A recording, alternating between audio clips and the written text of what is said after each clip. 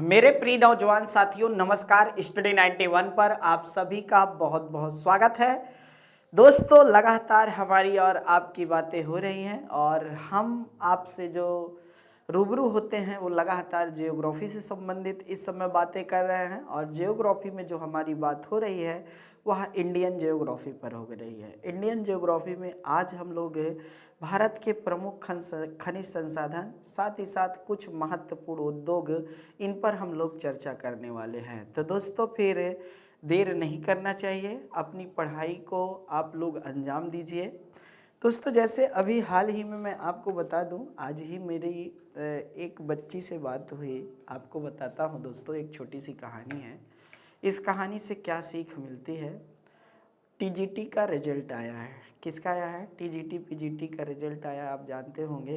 तो दोस्तों, उसका बच्ची का शायद 2-4 नंबर से नहीं हुआ। 2-4 नंबर से नहीं हुआ तो वह बच्ची हमारी संस्था में जो हमारे कॉलर पर बैठे हुए कॉलिंग वाले भैया, उनसे बात की और बोली कि मैं इस समय बहुत परेशान हूँ। ठीक है, प्लीज़ मुझे डिस्टर्ब ना किया जाए। ठीक है, मतलब भैया ने ही कॉल लगाया रहा होगा, शायद वो कोर्स परचेज करने के लिए रहा होगा सिलसिला। तो कहाँ बहुत परेशान हूँ मैं और मैं किसी से बात नहीं करना चाहता हूँ, और जो भी है एनीवे। तो हमने हमारे पास वो कॉलर ट्यून वाले भाई आए मेरे पास, बोले भाई सर ऐसी ऐसी बात है, बच्ची के पास कॉल किया तो बच्ची ऐसा बोल रही है। उन्होंने कहा कि आप मेरे कोई टीचर से बात करना चाहते हैं? तो बोले कि हाँ करा दीजिए। तो मैं ही बैठा था सामने, तो बोले भीम सर बैठे हुए हैं, बात कर लीजिए। तो मैं बोला भाई कौन है, कैसा है? तो कहा सर फ्रस्ट्रेटेड है, थोड़ा सा परेशान है। तो मैं कहा लाइए दिखाइए। जब मैं उनसे बात किया तो वो बहुत ज़्यादा परेशान मुझे लगी। तो मैं बोला क्या ज़िंदगी में सब कुछ खो दिए हो बाबू? तो कहा नहीं सर ऐसा तो कुछ नहीं है। तो हमने कहा कि वीर पुरुष वह होते हैं जो अपनी गलतियों से सीख कर हमेशा आगे बढ़ते हैं, पीछे मुड़ कर के नहीं देखते हैं, पीछे मुड़ कर के नहीं देखते हैं। दोस्तों, थोड़ा सा आज मेरी तबीयत ज़्यादा ख़राब है, आप जानते होंगे। पहली बार ऐसा बोलने में मुझे संकोच हो रहा है। थोड़ा सा मेरा प्लेटलेट्स बहुत डाउन हो गया है डेंगू को होने की वजह से। और दूसरी बात यह है कि गला पूरा जुखाम की वजह से बैठा हुआ है। तब भी मैं अच्छे से क्लास लूँगा, कोई टेंशन नहीं है। यहाँ पर याद रखिएगा, जितनी भी क्लास दी जाएगी आपके लिए बहुत शानदार क्लासेस होंगी और हर महत्वपूर्ण बातों को हम बताएंगे आपसे। तो कहने का मतलब, जब मैं उनसे बात किया तो मैंने उनको यही कहा कि याद करिए अरुणिमा सिन्हा को।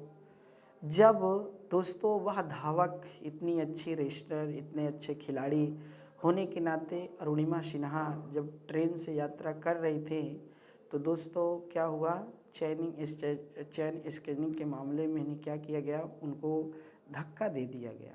जब धक्का दे दिया गया दोस्तों तो उनके दोनों पैर कट गए। जब दोनों पैर कट गए तो जब रात भर चूहे उनके पैर को नोच नोच करके खाते रहे, अब आप समझ सकते होंगे कितना दर्द रहा होगा। याद रखिएगा, तो दर्द बहुत ज़्यादा था। उस दर्द को सहन करके जब वो हॉस्पिटल पहुंचती है तो दोस्तों सोचिए, जिसका जब आँख खुले तो दोनों पैर ना हों, तो आप समझ सकते हो उसके मन में क्या बीती होगी।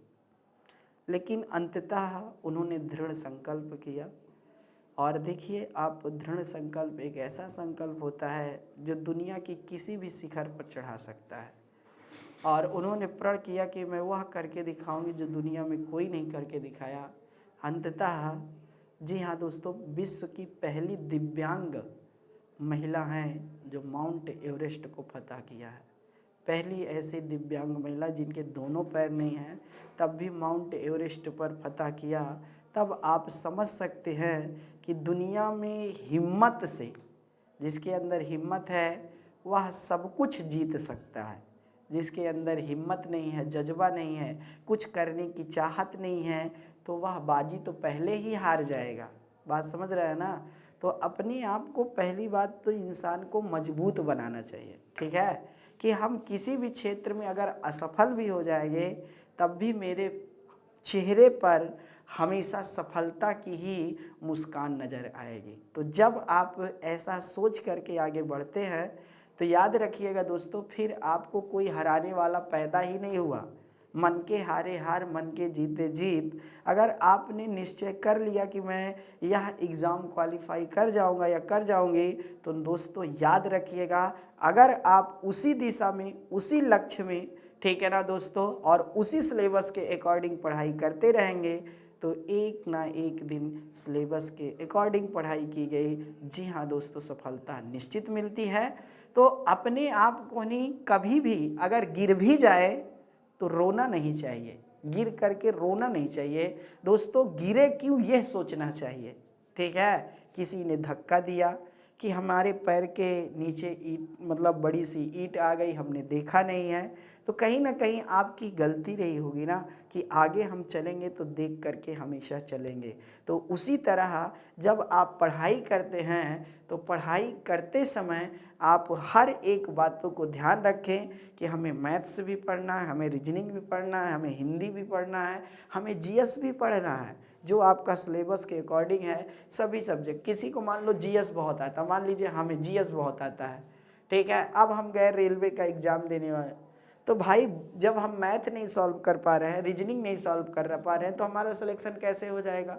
आप ही बताइए। कभी ज़िंदगी में नहीं होगा, क्योंकि हमने उसको पढ़ा ही नहीं, तो क्या आएगा? तो जीएस के एक विषय के माध्यम से थोड़ी भी मतलब सफलता मिल सकती है। इसलिए आपको सिलेबस के अकॉर्डिंग जितने से मतलब सब्जेक्ट आते हैं दोस्तों, उसी के अकॉर्डिंग आपको पढ़ाई करनी चाहिए। अगर आप ऐसा करते हैं तो दोस्तों फिर आपकी सफलता को कोई नहीं रोक सकता है, ठीक है। तो जो भी छात्र छात्राएं हमारे साथ जुड़े हैं, मैं सभी को निवेदन करता हूं स्टडी 91 परिवार की तरफ से कि वह लोग भी हिम्मत रखें।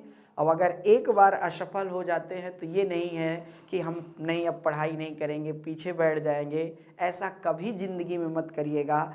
असफलता में ही सफलता छिपी होती है, असफलता में ही सफलता छिपी होती है। मैं एक और छोटी सी कहानी अपने से जुड़ी बता दूं। जब मैं पहली बार, याद रखिएगा दोस्तों, लाइव क्लास पढ़ाने आया, तो मैं जब स्टूडियो के सामने खड़ा हुआ हूँ ना, तो कम से कम मैं क्या 100 बार भी, जी हाँ दोस्तों, नहीं बोला हूँ। क्या नहीं बोला हूँ आप पता है? शुरू की लाइनें नहीं हो पाती थी। मेरे प्रिय नौजवान साथियों, मैं आप सभी के सामने स्टडी 91 परिवार के लेकर के ये बोल करके हट जाता था, बनता ही नहीं था, ठीक है ना दोस्तों। लेकिन जब मैं अपने मतलब पैर पे रखा कि नहीं मुझे करना ही करना है, कैसे नहीं आएगा, तो फिर करा ना यार, अच्छा तो किया। आज देखिए आप लोग के सामने कर तो रहा हूँ। इसी तरह नितिन भैया भी, जब क्या हुआ, अगर मतलब दोस्तों ये चैनल बनाया होगा, कितनी मुसीबतें सही होंगी पता है आपको, कितना परेशान हुए होंगे वो, कितना ज़्यादा दिक्कतें आती हैं इन सब चीज़ों में। टेक्निकल टीम कभी फॉल्ट आ जा रहा है, कभी स्लाइड में प्रॉब्लम आ जा रहा है, कभी वीडियो, ठीक है ना दोस्तों, आप कहानी अच्छे से नहीं चल रहा है, कभी वीडियो में कोई अर्थात, जी हाँ दोस्तों, अलग तरह के क्वेश्चन आ गए, उसका प्रेशर, हर तरह का प्रेशर झेलते हैं। लेकिन आज देखिए सफल नज़र आ रहे हैं ना, तो फिर आप लोग भी तो ऐसा कर सकते हैं। तो मैं तो अपने से जुड़ी हुई चीज़ बता रहा हूँ कि मैं कम से कम जब वीडियो बनाने पहली बार आया अपने घर में, मतलब रूम में मोबाइल के सामने, तो मैं कम से कम 2 घंटा बोला हूँ। और आज भी मुझे याद है 2 बजे रात से स्टार्ट किया था, 4:30 बज गए थे तब जा कर के मुझे बोलने का तरीका पता हुआ था, आपको बता दूँ। तो सोचिए कि आप भी, तो इस तरह मैं आपको सिखा रहा हूँ कि आप भी ऐसा नहीं कि एक बार पढ़ाई किए और रुक गए, नहीं, अपनी पढ़ाई को निरंतर जारी रखें और सफलता जरूर मिलेगी। तो आइए दोस्तों, आज हम देखते हैं भारत के प्रमुख खनिज संसाधन एवं उद्योग के बारे में। भारत में सबसे महत्वपूर्ण खनिज शैल तंत्र जो है वो कहाँ का है भैया? धारवाड़ का है। ठीक है, कहाँ का है? धारवाड़ का है। और ये कहाँ पर है? तो कर्नाटक राज्य में है। कहाँ पर है? कर्नाटक राज्य में है। और यहाँ पर धारवाड़ क्षेत्र में ही आपको बता दें, एक है कुद्रेमुख, ठीक है ना दोस्तों, क्या है? कुद्रेमुख है। और यह कुद्रेमुख लौह अयस्क के लिए, ठीक है, लौह अयस्क के लिए प्रसिद्ध है। तो यहाँ से भी बातें आप समझ सकते हैं, ठीक है। तो आइए दोस्तों देखते हैं भारत में खनिजों के, ठीक है, भारत में खनिजों के सर्वेक्षण, पूर्वेक्षण और अन्वेषण का कार्य भारत का भूवैज्ञानिक सर्वेक्षण, ठीक है ना दोस्तों, जियोलॉजिकल सर्वे ऑफ इंडिया करता है। उड़ीसा, राजस्थान, आंध्र प्रदेश और छत्तीसगढ़, ठीक है ना दोस्तों, कौन कौन, उड़ीसा, राजस्थान, आंध्र प्रदेश, छत्तीसगढ़ और झारखंड भारत के क्रमशः शीर्ष खनिज उत्पादक राज्य हैं। कहने का मतलब पहले नंबर पर आपका उड़ीसा है, दूसरे नंबर पर राजस्थान है, तीसरे नंबर पर आंध्र प्रदेश है, चौथे स्थान पर आपका छत्तीसगढ़ है और पांचवें स्थान पर आपका झारखंड है। प्रायद्वीपीय क्षेत्र खनिज संसाधनों के सबसे बड़े भंडार हैं, याद रखिएगा दोस्तों। प्रायद्वीपीय क्षेत्र का मतलब जैसे यह हमारा इंडिया है, तो दोस्तों ये वाला जो पार्ट है प्रायद्वीपीय, जो सागरीय लगा हुआ है, ये पूरा पार्ट आपका जो किनारे किनारे का है, ये सब खनिज संसाधन के लिए जाने जाते हैं, ठीक है, खनिज संसाधन के लिए क्या है, जाने जाते हैं। इसीलिए इसे भारतीय खनिज का हृदय स्थल भी कहा जाता है, ठीक है, भारतीय खनिज का क्या है, हृदय स्थल कहा जाता है। तो आप समझ सकते हैं कि भाई जो आपका गुजरात है, महाराष्ट्र है, गोवा है, कर्नाटक है, तमिलनाडु है, केरल है, आंध्र प्रदेश है, ठीक है, साथ ही साथ आपका नहीं उड़ीसा है, पश्चिम बंगाल है, ये सब क्षेत्र खनिज की दृष्टि से बहुत अच्छे हैं। और आपको बता दें इसमें तेलंगाना का पार्ट भी आता है, मध्य प्रदेश का भी पार्ट आता है, ये लोग भी खनिज की दृष्टि से बहुत ज़रूरी जानते हैं। खनिज होता क्या है दोस्तों, जो पृथ्वी की सतह के अंदर खदानों से खनन करके प्राप्त होते हैं, उन्हीं को खनिज कहा जाता है, ठीक है। तो यहाँ से भी बातें आप समझ सकते हैं, याद रखिएगा। आइए दोस्तों, अब आपके जो महत्वपूर्ण हैं खनिज एक एक करके अब हम लोग बात करेंगे। पहला है आपका लौह अयस्क। दोस्तों लौह अयस्क नो डाउट ये कच्चा खनिज है, याद रखिएगा। सॉरी, भारत में लौह अयस्क प्रमुख रूप से धारवाड़ शैल, वो भी कर्नाटक में पाया जाता है। जो आपका कुंद्रेमुख मैंने बताया वह बहुत चर्चित है दोस्तों, इसलिए नोट कर लीजिएगा। और अभी हाल ही में हुए जो पीसीएस यूपी पीसीएस है, ठीक है, यूपी जो पीसीएस है उसमें ये प्रश्न आ चुका है, ठीक है। लौह अयस्क के उत्पादन में भारत के क्रमशः प्रचुरता वाले राज्य जो हैं, सबसे ज़्यादा आपका जो है कर्नाटक, छत्तीसगढ़, उड़ीसा। अब ये तीन राज्य क्रमशः हैं, इसमें से कर्नाटक का जो चीतल दुर्ग है वो प्रसिद्ध है और नीलारी प्रसिद्ध है। छत्तीसगढ़ का बस्तर प्रसिद्ध है, दुर्ग प्रसिद्ध है, रायपुर प्रसिद्ध है, बिलासपुर प्रसिद्ध है। उड़ीसा का मयूरभंज प्रसिद्ध है, सोनाई प्रसिद्ध है, ठीक है। भारत विश्व में लौह अयस्क उत्पादन में विश्व में चौथे स्थान पर आता है, ठीक है। भारत विश्व में लौह अयस्क उत्पादन में विश्व में चौथे स्थान पर आता है, याद रखिएगा दोस्तों। नंबर 1 पर है आपका चीन, फिर ऑस्ट्रेलिया का स्थान आता है, जापान का स्थान है, ब्राज़ील का स्थान है, उसके बाद आपके भारत का स्थान है। मतलब चीन, ऑस्ट्रेलिया, ब्राज़ील के बाद दोस्तों आपका भारत का स्थान आता है। दोस्तों अभी अभी आपको नए डाटा में बता देनी कि ब्राज़ील के स्थान पर जापान भी बहुत ज़्यादा लौह अयस्क उत्पादन करता है। तो यहाँ से भी बातें आप समझ सकते हैं, लेकिन अपना भारत चौथे स्थान पर है, ये बातें आपको पता होनी चाहिए, ठीक है। ये बातें क्या हैं आपको पता होना चाहिए, तो यहाँ से भी देख लीजिएगा। चलिए, कोयला। कोयला मुख्यतः हाइड्रोकार्बन से निर्मित एक ठोस संतृप्त शिला है। देखिए दोस्तों, जो कोयला है वह जैविक पदार्थ से प्राप्त होता है, जैविक पदार्थ से प्राप्त होता है। कोयला आपका अवसादीय चट्टानों पर आता है, अवसादीय चट्टान है। कोयला कैसा है? तो अवसादीय चट्टान है। कोयला भी कई प्रकार के होते हैं दोस्तों। भूरा कोयला आपको पता होना चाहिए, ये चर्चा में रहा है। और अभी यूपी पीसीएस का जो लोअर का एग्ज़ाम हुआ है वह आपको बता दें, उसमें भूरा कोयला जो था वो लिग्नाइट के बारे में पूछा गया था। ठीक है ना दोस्तों, तो यहाँ से भी देख सकते हैं। जैविक पदार्थ मतलब क्या है? जैसे पेड़ पौधे इत्यादि है दोस्तों, जब दब जाते हैं तो ये लंबे समय के बाद क्या होते हैं, अर्थात आपके कोयला का रूप ले लेते हैं। ठीक है, कोयला का क्या है, रूप ले लेते हैं। तो यहाँ से भी बातें आप समझ सकते हैं। भारत का अधिकांश कोयला गोंडवाना क्षेत्र से ही प्राप्त होता है। ठीक है, भारत का सर्वाधिक कोयला जो क्षेत्र है वो गोंडवाना है, क्योंकि आप जानते हैं कि भारत का पार्ट गोंडवाना का पार्ट है, तो एकदम सही है निचले वाले। जहाँ सर्वाधिक बिटुमिनस कोयले की प्राप्ति होती है, ये उच्च गुणवत्ता वाले कोयले में आते हैं दोस्तों, बिटुमिनस वाले। ठीक है, आगे देखिए, विश्व में कोयला सर्वाधिक चीन उत्पादित करता है। इसके बाद क्रमशः संयुक्त राज्य अमेरिका का स्थान आता है, फिर भारत का स्थान आता है, फिर ऑस्ट्रेलिया का स्थान आता है। ठीक है, किसका स्थान आता है?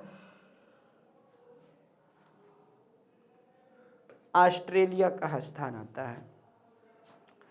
दोस्तों आपको पता होना चाहिए, क्या पता होना चाहिए, कि जब हमारे देश के प्रधानमंत्री नरेंद्र मोदी जी पहली बार 16वीं लोकसभा के समय में बने थे, तो दोस्तों उसी समय पेरिस, जी हाँ, जलवायु संधि तोड़ने की बात संयुक्त राज्य अमेरिका के राष्ट्रपति डोनाल्ड ट्रंप ने किया था।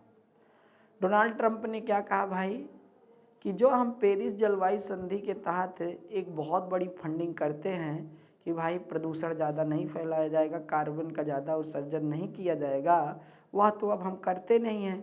तो इसलिए हम, याद रखिएगा दोस्त, अब जो है वह नवीनीकरण ऊर्जा पर जोर दिए हैं, जिसके कारण हम प्रदूषण से बाहर रहते हैं। तो कहने का मतलब अमेरिका फंडिंग नहीं करेगा। बात समझ में आई? नहीं करेगा, यह घोषणा हुई।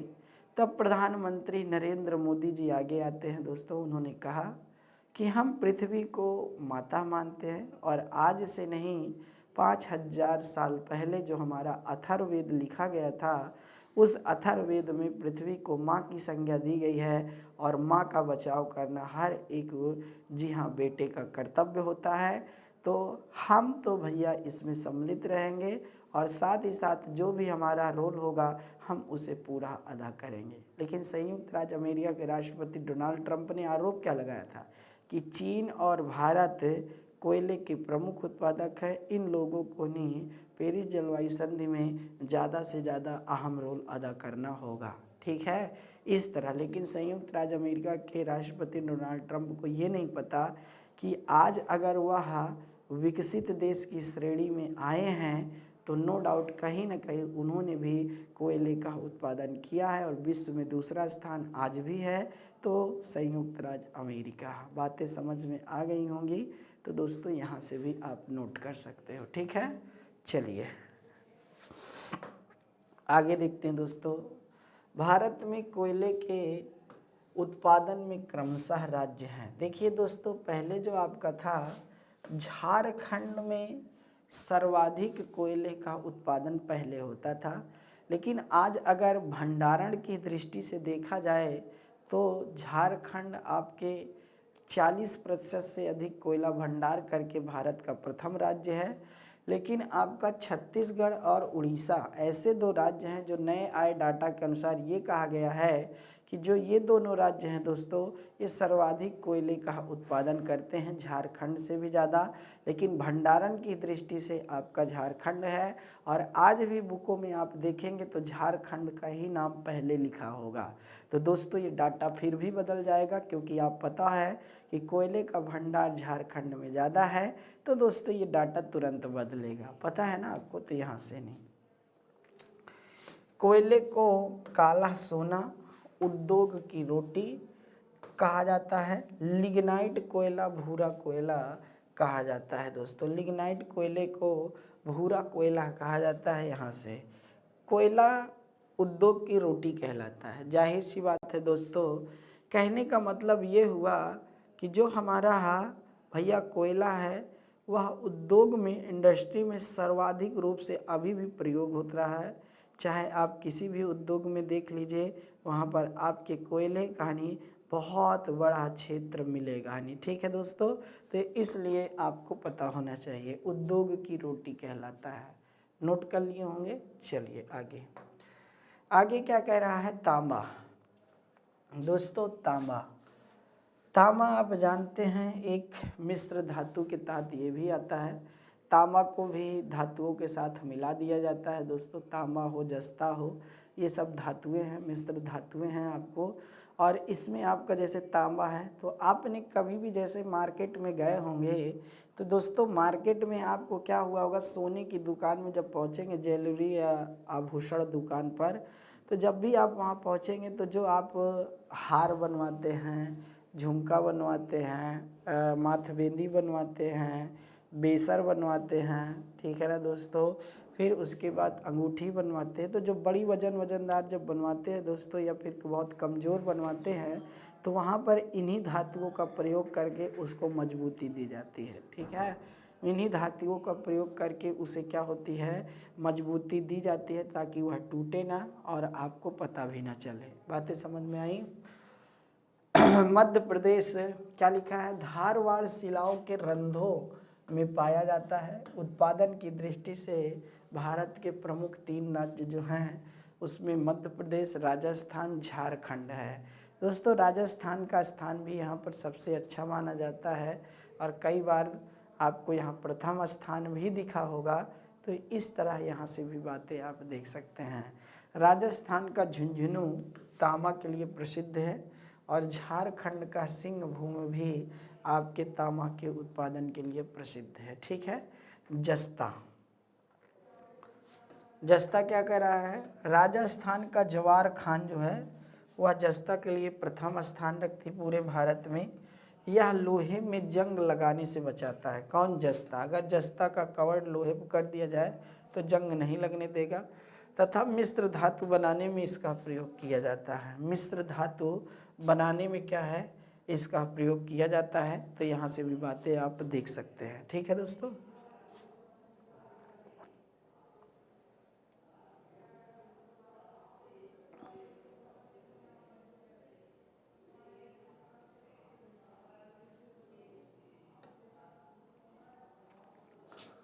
टिन, इसे कैस्टेराइट के नाम से भी जाना जाता है। भारत का एकमात्र राज्य है छत्तीसगढ़ का बस्तर जिला, जो टिन का उत्पादक है। बस्तर जिला है दोस्तों, और राज्य कौन सा है आपका, छत्तीसगढ़। तो यहाँ से भी बातें आप समझ सकते हो, ठीक है।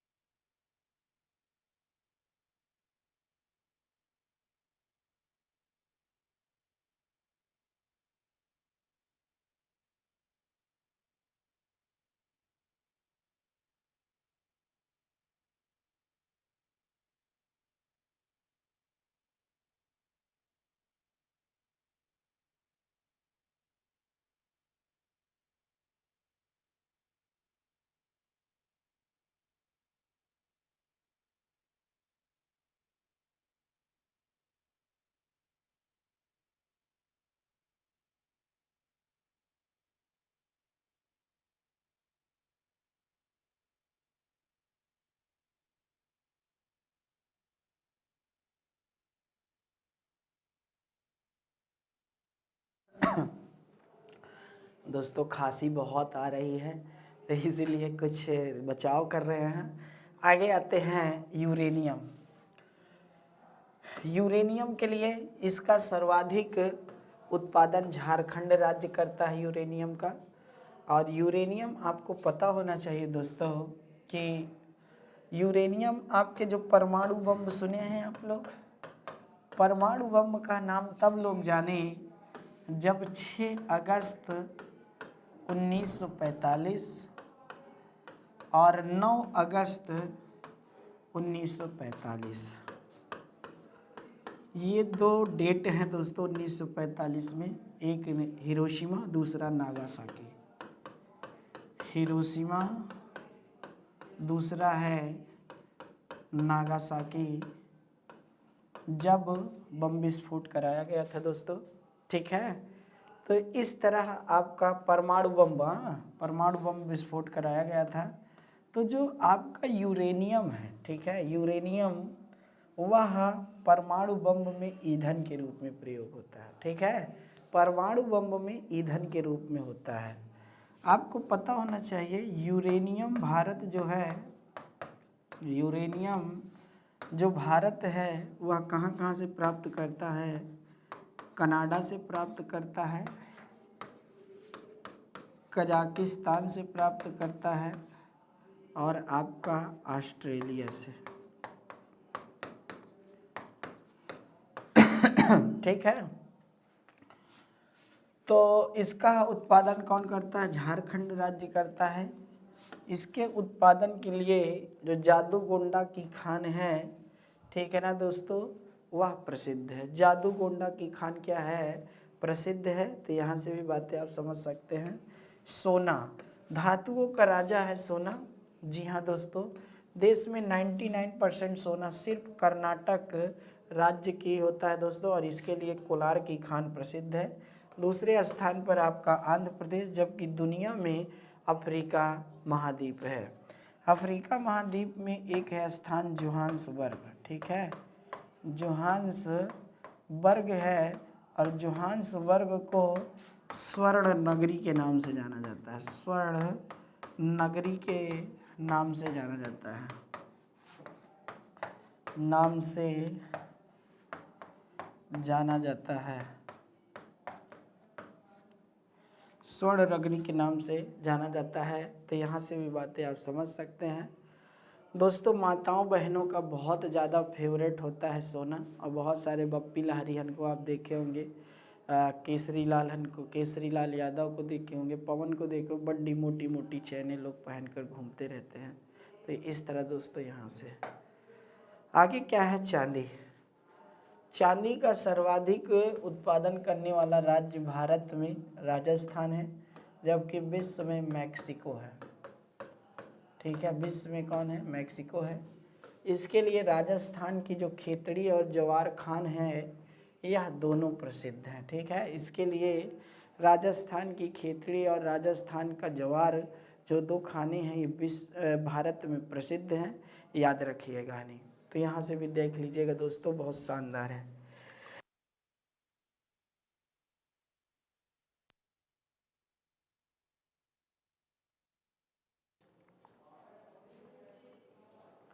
हीरा। हीरा भारत का एकमात्र राज्य मध्य प्रदेश है। ठीक है दोस्तों, हीरा के लिए, जहाँ की पन्ना की खान और मझगवा की खान प्रसिद्ध है दोस्तों। हीरे के लिए कृष्णा बेसिन भी प्रसिद्ध है। हीरे के लिए आपका आंध्र प्रदेश प्रसिद्ध है। ठीक है, कोहिनूर जो हीरा है, अगर आपको याद हो कोहिनूर हीरा, तो कोहिनूर हीरा जो प्राप्त हुआ था वो कहाँ से प्राप्त हुआ था दोस्तों? तो आंध्र प्रदेश से ही प्राप्त हुआ था। तो यहाँ से भी बातें आप समझ सकते हैं, यहाँ से भी बातें आप समझ सकते हैं। तो इस तरह आप देख रहे होंगे दोस्तों। ठीक है, तो अच्छे से देख लीजिएगा, बहुत महत्वपूर्ण है, यहाँ से समझने वाली बातें हैं। ठीक है, चलिए दोस्तों आगे क्या है दोस्तों? बॉक्साइट। आज कोहिनूर हीरा कहाँ है? ब्रिटिश ताज में शोभिमान है। भारत में बॉक्साइट सर्वाधिक उड़ीसा राज्य उत्पादन करता है। इसके बाद गुजरात और झारखंड का स्थान आता है। बॉक्साइट जो है वह एल्युमिनियम का अयस्क होता है। एल्युमिनियम का क्या होता है दोस्तों? अयस्क होता है। यहाँ से भी बातें आप समझ सकते हैं, ये बहुत शानदार बातें हैं। ठीक है दोस्तों, तो देख लीजिएगा। आगे है दोस्तों अभ्रक। अभ्रक का सर्वाधिक उत्पादन आंध्र प्रदेश, जी हाँ दोस्तों, 72% राज्य करता है अभ्रक। लेन्नौर, ठीक है, क्या नाम है, नेल्लोर जिला है। इसके बाद राजस्थान, उड़ीसा अग्रे कायांतरित शैलों से ये प्राप्त होता है। यह अभ्रक जो है वह आग्नेय और कायांतरित शैलों से क्या होता है दोस्तों? प्राप्त होता है। यह एक ताप विद्युत निरोधक है। दोस्तों अभी हाल ही में डाटा आ रहा था कि अभ्रक के उत्पादन में जो भारत पहले स्थान पर था, अब ब्राज़ील और चीन आ रहे हैं इसके लिए। लेकिन अभी भी आपको बता दें, विश्व में भारत प्रथम स्थान बनाया हुआ है दोस्तों। डाटा फिर फेल हो चुका है। आगे देख लीजिए दोस्तों, पेट्रोलियम हाइड्रोजन प्लस कार्बन का यौगिक है। यह ठोस, तरल और गैस तीनों रूप में पाया जाता है। यह ठोस, तरल और गैस तीनों रूपों में पाया जाता है। भारत में यह टर्सरी काल की चट्टानों में पाया जाता है। दोस्तों पेट्रोलियम भंडार के लिए जो अरब क्षेत्र है वह प्रसिद्ध है। अरब क्षेत्र का मतलब क्या है दोस्तों? जैसे आपका सऊदी अरब है, ओमान है, कतर है, ठीक है ना दोस्तों। फिर इधर आपका ईरान है, इराक है, फिर आपका मिस्र है, सूडान है। ये सब आपके लिए बता दें बहुत बड़े मतलब दोस्तों पेट्रोलियम भंडार के लिए जाने जाते हैं। ठीक है, तो यहाँ से देख लीजिएगा। भारत में खनिज तेल की जानकारी 1860 में असम के, ठीक है, मार्घेरिटा क्षेत्र में रेलवे एंड ट्रेडिंग कंपनी द्वारा पता लगाया गया था। ठीक है, कंपनी द्वारा पता लगाया गया था। भारत में सबसे पुराना तेल भंडार डिगबोई है और ये कहाँ पर है? असम में है। महाराष्ट्र के बॉम्बे हाई की खोज 1973 में, जबकि उत्पादन 1976 में हुआ था। ठीक है, गुजरात का अंकलेश्वर 1960 और खंभात की खाड़ी में ही तेल उत्पादन होता है। ठीक है दोस्तों, गुजरात के जामनगर जिले में सबसे बड़ी तेल शोधशाला है, रिफाइनरी जिसे कहते हैं। भारत में सर्वाधिक तेल उत्पादक राज्य राजस्थान है, जबकि पेट्रोलियम उत्पादन के लिए बॉम्बे हाई प्रसिद्ध है, महाराष्ट्र में है दोस्तों, तो यहाँ से भी है। जबकि कच्चे तेलों के लिए आपको पता होना चाहिए दोस्तों, आपका गुजरात भी अच्छा स्थान रखता है। तो इस तरह आप यहाँ से देख सकते हैं। ठीक है, यहाँ से देख सकते हैं, बहुत शानदार बातें हैं। आइए दोस्तों भारत के प्रमुख उद्योग देख लेते हैं जो आपके लिए बहुत प्रसिद्ध है।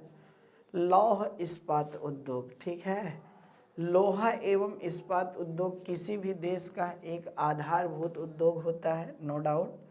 भारत इस्पात उद्योग में चीन के बाद दूसरा स्थान रखता है। ठीक है, इस्पात बनाने का भारत ने प्रथम प्रयास 1830 में किया था पोर्टो नोवा, तमिलनाडु में, लेकिन यह असफल रहा है। ठीक है, आइए दोस्तों स्वतंत्रता पूर्व स्थापित लौह इस्पात के कारखाने, मतलब जब हमारा देश आज़ाद नहीं हुआ था तो उससे पहले ही हमारे देश में बहुत सारे लौह इस्पात उद्योग या कारखाने आपके स्थापित हो चुके थे। कारखाने तो पहला कौन है दोस्तों? कुल्टी है, और ये कहाँ है? पश्चिम बंगाल में है। बहुत इम्पॉर्टेंट है, मोस्ट इम्पॉर्टेंट यही है आपका समझने के लिए। ठीक है, आपके सिलेबस के अकॉर्डिंग ये बहुत है दोस्तों, आप बाहर मत सोचिएगा कुछ भी, यहाँ से हर एक बातें आपके लिए सही हैं।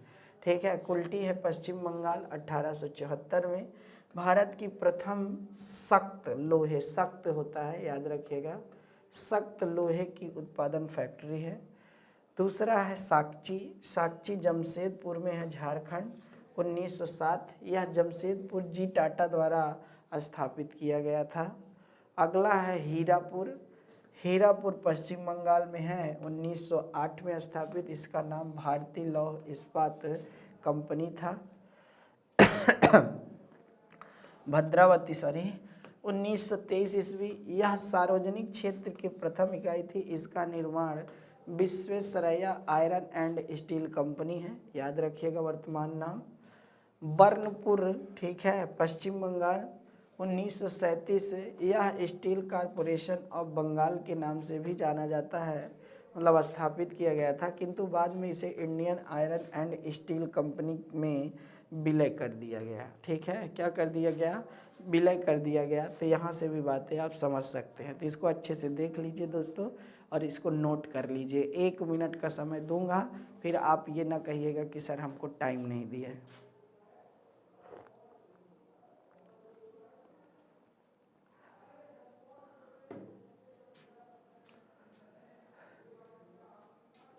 ठीक है, चलिए। स्वतंत्रता के पश्चात स्थापित इस्पात कारखाना, और ये बहुत शानदार है दोस्तों। यहाँ से तो लगातार प्रश्न पूछे गए हैं, आप अच्छी तरीके से जानते होंगे। लिखा है भिलाई इस्पात कारखाना। कौन सा? भिलाई इस्पात कारखाना। ये कहाँ है भैया? दुर्ग छत्तीसगढ़ में है।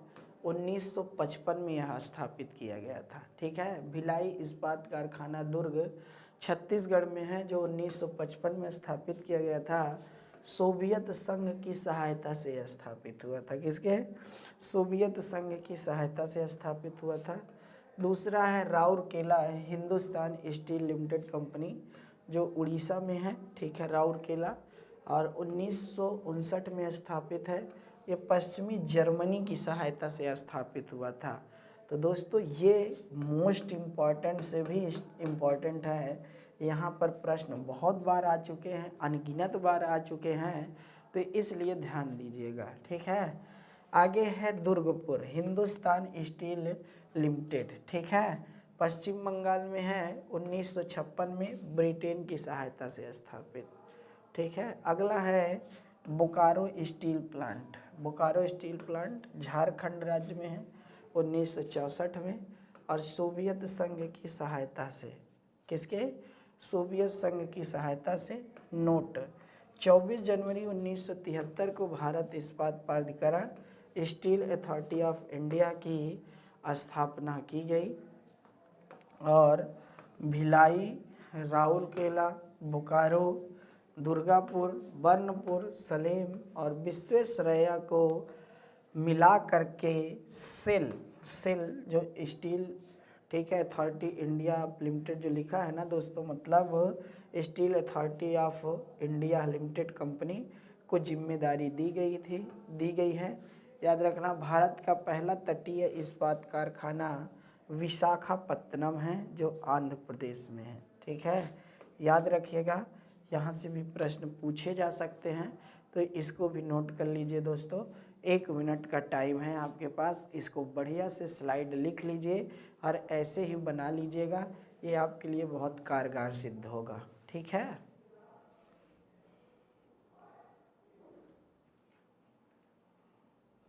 चलिए। आप सभी लोगों से निवेदन है कि जितनी बातें बताई जा रही हैं इनको बड़े ध्यान से देखा जाए और बहुत अच्छी तरीके से पढ़ाई किया जाए, ताकि हर एक पार्ट्स पर हमारी चर्चा हो सके। और जितने भी हमारे आपके बीच में बातें हो रही हैं तो वह अपने आप में बहुत कारगर सिद्ध होती हैं। तो इसलिए इसको अच्छे से देखी जाए दोस्तों बातों को, और समझा जाए यहाँ से, ताकि हर एक पार्ट पर हमारी चर्चा बरकरार रहे। ठीक है, चलिए दोस्तों आइए आगे। क्या है दोस्तों, आपको पता होगा एल्युमिनियम उद्योग। याद रखिएगा, जेके नगर जो पश्चिम बंगाल में है, ठीक है, देश का पहला एल्युमिनियम कारखाना था, जो 1937 ईस्वी में स्थापित किया गया था। पूरे विश्व में अगर हम बात करें तो एल्युमिनियम के उत्पादन में भारत का जो स्थान है वह 8वां स्थान है। पूरे विश्व में भारत का जो स्थान है एल्युमिनियम के उत्पादन में वह 8वां स्थान है। तो यहाँ से भी देख सकते हैं, जैसे दोस्तों बाल्को है, तो बाल्को का कोरबा एवं कोयना इसका प्रमुख केंद्र है और ये सोवियत संघ की सहायता से स्थापित किया गया था। तो दोस्तों ये भी तीसरा मोस्ट इम्पॉर्टेंट पॉइंट चल रहा है जो लगातार पूछा जाता है। ठीक है, तो बाल्को आ गया, फिर है माल्को। माल्को सलेम मेंटूर चेन्नई प्रमुख केंद्र, और यह इटली की सहायता से स्थापित हुआ था। किसके? इटली की सहायता से स्थापित हुआ था। नाल्को, ठीक है, दामन जोड़ी आपको पता होना चाहिए दोस्तों, और ये फ्रांस की सहायता से स्थापित हुआ था। फिर है हिंडाल्को। हिंडाल्को है रेणुकूट उत्तर प्रदेश में, आपका नहीं यूएसए की सहायता से स्थापित किया गया हिंडाल्को। इंडाल्को, इंडाल्को जम्मू कश्मीर मुरी में है और कनाडा की सहायता से स्थापित। और वेदांता, ठीक है, वेदांता जो है आपके झारसुगुड़ा में जर्मनी की सहायता से। ठीक है दोस्तों, तो इस तरह आपने देखा कि कितनी महत्वपूर्ण बातें हैं। ठीक है, कितनी महत्वपूर्ण बातें हैं। तो जो सबसे ज़्यादा महत्वपूर्ण है, किसकी सहायता से कौन स्थापित हुआ। ठीक है,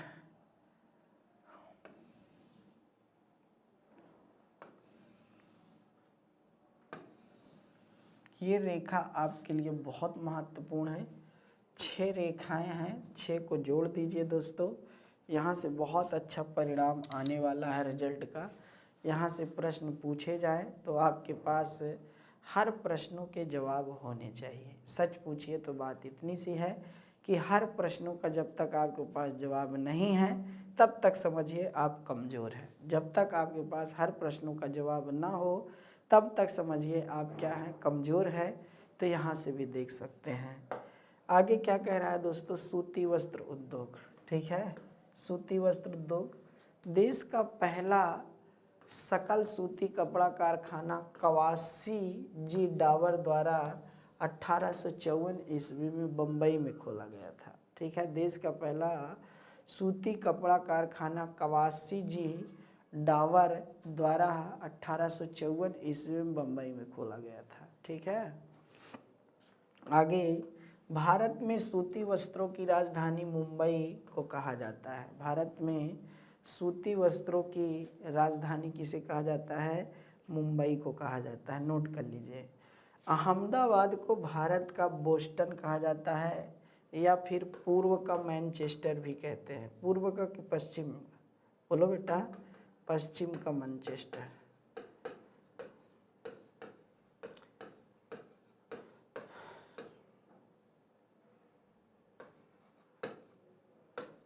मैनचेस्टर, ठीक। कानपुर को उत्तर भारत का मैनचेस्टर कहा जाता है।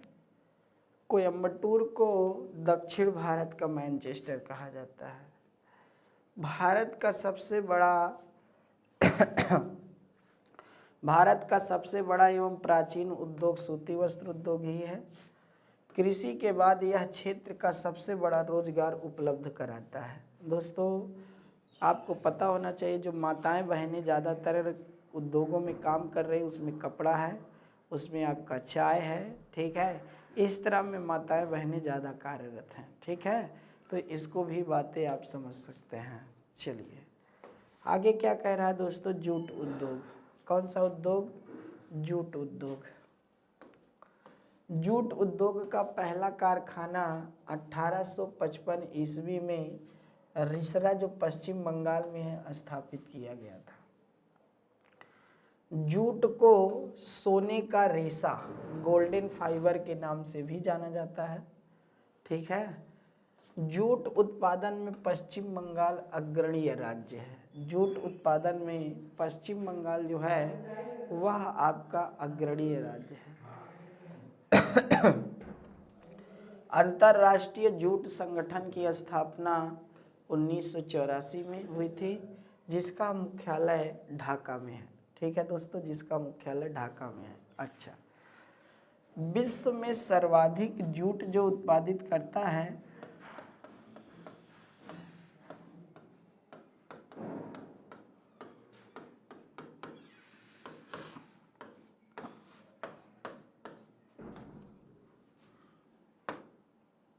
बांग्लादेश ही करता है।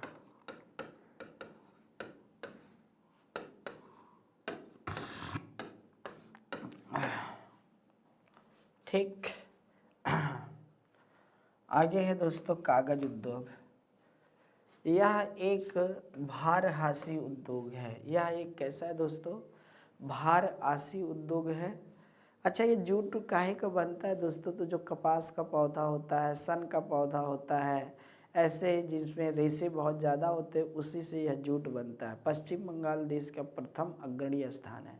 जूट आप देखे होंगे गांव में जो बोरा आता है, या फिर दोस्तों आपकी सुतड़ी आती है, मतलब जो बोरा बांधने होने के लिए, या फिर आपका देखे होंगे कि जैसे कि एक जूट जैसे नारियल जूट होता है, याद रखिएगा नारियल का भी जूट बनता है। तो देखे होंगे जब घर बनते तो पापा जी रस्सी लेकर के आते हैं, रेड रेड दिखाई देता है, वो भी उसी में आता है। ठीक है, तो यहाँ से भी देख लीजिएगा। आगे है, इसका पहला कारखाना लखनऊ उत्तर प्रदेश में 1879 में लगाया गया था। ठीक है दोस्तों। मध्य प्रदेश के नेपा नगर में अखबारी कागज, जबकि होशंगाबाद में नोट छापने के कागज बनाने की सरकारी कारखाना है। बनाने की क्या है? सरकारी कारखाना है। तो यहाँ से भी बातें आप समझ सकते हैं। ठीक है, यहाँ से भी बातें आप क्या है समझ सकते हैं। ये महत्वपूर्ण बातें हैं, इनको नोट करते रहा करिए लगातार। और आप जानते हैं विश्व में सर्वाधिक जो कागज उद्योग बनाता है, मतलब कागज, वह जापान है। ठीक है। न्यूज़पेपर को सर्वाधिक कौन पढ़ता है? किसको? न्यूज़पेपर को मतलब अखबार कौन पढ़ता है? तो हांगकांग है। ठीक है, हांगकांग है। यहाँ से भी देख सकते हैं। तो इस तरह दोस्तों कागज़ जो है आपके पेड़ पौधे, बाँसों, घासों इत्यादि से बनता है दोस्तों आपका कागज़। तो याद रखने वाली बातें हैं। ठीक है, आज की लास्ट स्लाइड है। जरेल नहीं है दोस्तों, ये रेलवे उद्योग है, रेलवे उद्योग। ठीक है, भारत इसमें आत्मनिर्भर है। क्यों नहीं निर्भर रहेगा? करोड़ों लोग तो रेलवे में रोज यात्रा करते हैं। करोड़ों लोग रोज रेलवे में क्या है यात्रा करते हैं। अब आप समझ सकते हो। देश की पहली कंपनी है झारखंड के सिंहभूम जिले में पेनिसुलर लोकोमोटिव कंपनी थी, जो 1921 में खुली थी। जबकि रेलवे इंजन बनाने का सबसे पुराना कारखाना चित्तरंजन है, जी हाँ, पश्चिम बंगाल में है, जिसकी स्थापना 26 जनवरी 1950 को हुई थी। वर्तमान में यहाँ विद्युत इंजन का निर्माण हो रहा है। वर्तमान में यहाँ क्या? विद्युत इंजन का निर्माण हो रहा है। रेलवे डीजल इंजन का निर्माण वाराणसी करती है। कौन करती है? वाराणसी करती है। जमशेदपुर इंजन का सिर्फ निर्माण करता है, याद रखिएगा नहीं। रेलवे डिब्बे बनाने का प्रमुख केंद्र चेन्नई के समीप पेराम्बूर में है, जिसकी स्थापना 1952 में किया गया था। ठीक है दोस्तों, आज आप जानते हैं रेलवे के कुल 18 जोन हैं। ठीक है, रेलवे के कुल कितने? 18 जोन हैं। तो जब हम लोग परिवहन पढ़ेंगे तो उस पर बात करेंगे। ठीक है, जब हम परिवहन पढ़ेंगे तो उस पर बात करेंगे। तो इस तरह दोस्तों आप यहाँ से भी बातें समझ सकते हैं, ये आपके लिए बहुत महत्वपूर्ण है। तो दोस्तों ये था आज का पूरा हमारा, जी हाँ, जो एक छोटा सा चैप्टर है तो बहुत बड़ा, लेकिन दोस्तों जहाँ से प्रश्न बन सकते थे उनको मैंने आपको बता दिया है। बाकी थोड़ा बहुत आप किताब से भी पढ़ सकते हैं, ऐसा नहीं है। ठीक है दोस्तों, तो ज्ञान बढ़ाने के लिए बिल्कुल पढ़ना चाहिए। आप महेश बर्णवाल की बुक पढ़ सकते हैं, या फिर दोस्तों आपकी नहीं, मार्केट में मेरी भी बुक आएगी आने वाले समय में, बहुत अच्छी बुक आएगी। लेकिन अभी मैं इतना छोटा सा पार्ट रखा हूँ क्योंकि दोस्तों बड़ा कर देता एग्ज़ाम पॉइंट से बाहर जाता, लेकिन कोई मतलब नहीं निकलता। ठीक है, इसलिए मैं छोटा सा पार्ट बनाकर आपके सामने रख दिया हूँ। जहाँ से प्रश्न बन सकते थे उनको मैंने हर तरह से प्रयास किया कि आपका इससे बाहर प्रश्न नहीं जाना चाहिए। ठीक है, तो इसलिए दोस्तों आज की क्लास यहीं तक। दीजिए हमें इजाज़त। बहुत बहुत धन्यवाद आप सभी लोगों का। जय हिंद दोस्तों।